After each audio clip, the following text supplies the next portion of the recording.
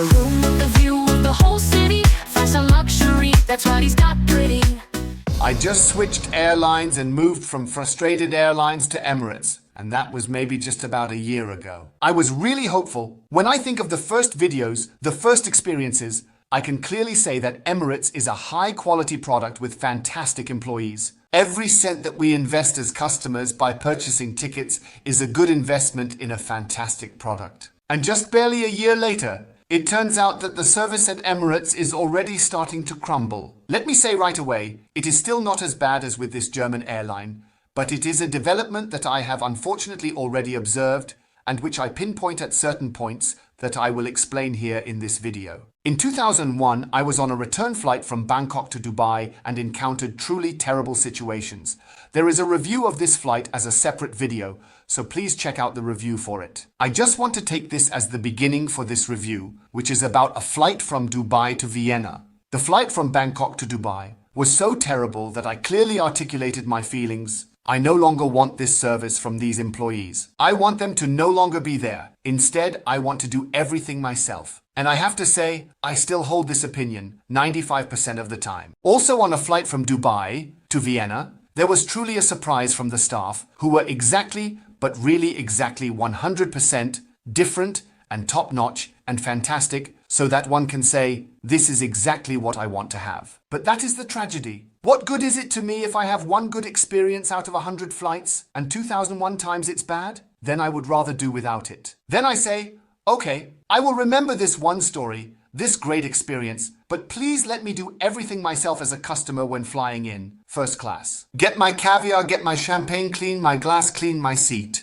I'm already doing it anyway because it's not being cleaned properly anymore, so I might as well do it from the start. I hope to pay 20 to 30% less for that. That must be the prerequisite. The development is so dramatically poor that I now have to say, unfortunately, in this video, on this return flight, in this report, that it is subpar. It starts right from there. With the extremely poor development of the chauffeur service so far, it used to be that when you were picked up in Dubai as a first-class guest, you would have a large Mercedes limousine, which is still partly available. Sometimes there is a big BMW, but these Mercedes or these cars are no longer really clean. These employees are grumpy, sullen, don't talk, and have no desire to provide any good service. I could see this again in real time as he arrives at the last minute. The chauffeur service was booked for pickup at 12:25 p.m. and he arrived at 12:23 p.m. And it has always been the case that the chauffeur service at Emirates in Dubai was also elsewhere, arriving at least 10 minutes early, already waiting, or going to the reception to ask if the guest had arrived. Then they would call me, I would come down, and we could set off. But the fact that I am almost waiting for the chauffeur is already unusual. Even the hotel staff found that unusual, but it is starting. This is not a rare phenomenon, but rather a situation, and this is what I am talking about in this video, that things are starting to get worse at Emirates now. We have now truly reached the real beginning where one can indeed say that Emirates is truly on the way down. This can be demonstrated in many other details, and it is no coincidence that other guests share the same feeling as I do. For example, they see Qatar Airways as number 1 and Singapore Airlines as number 2. And Emirates has always been number 1 until now, and now it is number 3 as the best airline. She has done something, even though a lot of money has already been invested in such rankings. So, the development that is taking place there, which I will clarify in this video through individual experiences, is that it starts with the problem of chauffeur services. They barely pick you up, are in a bad mood, poorly trained, bad drivers,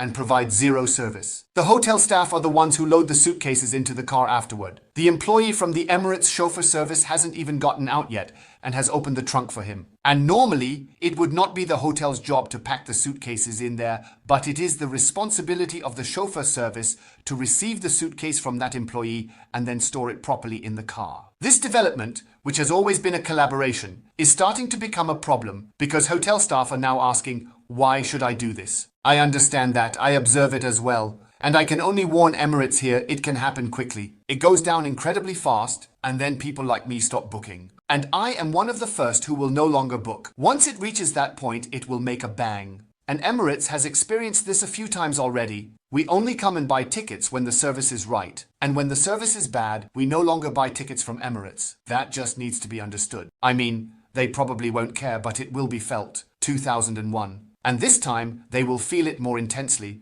because overall fewer flights are being taken and the informed customer has become smarter. Also, fortunately, through videos that I produce and many others that have become more critical. Even an Andreas Speth is more critical today. I see him sitting in a 787 Dreamliner, and 5 years ago he would have said how wonderful it is that these windows all open and close automatically. And today, an Andreas Speth says, "This is terrible. I'm sitting in a plane and can't control anything anymore." Exactly. The development is different, and the airlines will feel it. Not just Emirates. I'm only saying this here in this video because it concerns Emirates. The next topic is that the check-in area in Dubai has become extremely poor. We are now in the first class line at Emirates, in the waiting queue. What kind of imposition is this? And there is hardly anything going on. It's not that there was an incredible amount happening, rather there was very little happening. And yet there are employees sitting there who are not familiar with the computers at all. You can see it, you notice it. The check-in also takes longer. And I mean, they have already set up the self-check-ins and the baggage tags, and many people are already using them. So it means that it can only be planned in the back of the mind at Emirates that they want to scare us away and push us into the self-check-in area. Then I can also say Emirates here. Many will not do that. I won't do it. When I fly first class with Emirates, I want top service. I want to have employees who know what they're doing. I want a check-in process that works quickly and easily, where my luggage is handled excellently and I don't have to worry about a check-in baggage tag. If that's not the case, then I won't fly with this airline. It's that simple. And if all of this is no longer possible in the future, then I simply won't fly anymore. That's the consequence. Then many customers will be lost. Many people my age, from the baby boomer generation, will do just that. They will say, "We will not let any airline dictate to us. We pay money and let them tell us what we have to do afterwards." That is absolutely not going to happen. So I won't do it. Then you're done in this Dubai area. Now we are already putting our passports down and going through. We are already doing all of that ourselves. Thank God it goes smoothly. That's why I say I want to do everything myself in the future. Then you can also handle this check-in area yourself. That way,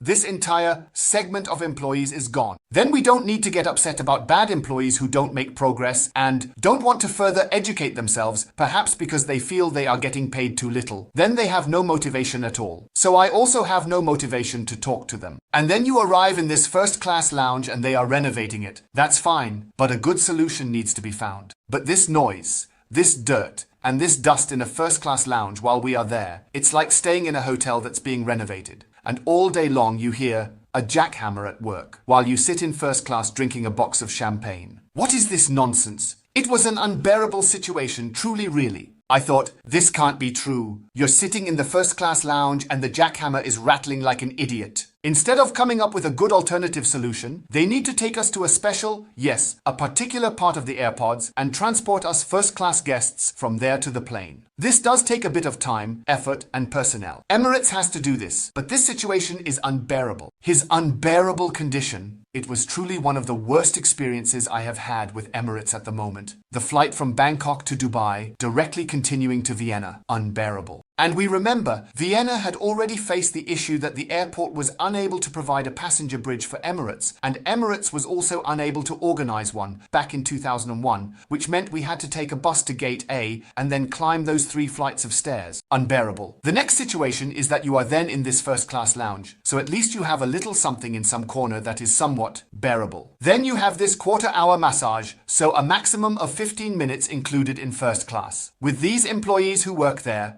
which is again an unacceptable situation. So there was a young employee from some part of this world, and we know that they work for little money there, but still do their job well. I am extremely convinced of them, especially when it comes to people from the Philippines. These are the best employees you can find in these areas because they provide excellent service and do so with conviction. And where this young girl came from, no matter how she had 2,000, 1,000 hands, like sandpaper, so rough, softened, rough hands, which then applied to my foot for a foot massage, and I said, "Stop.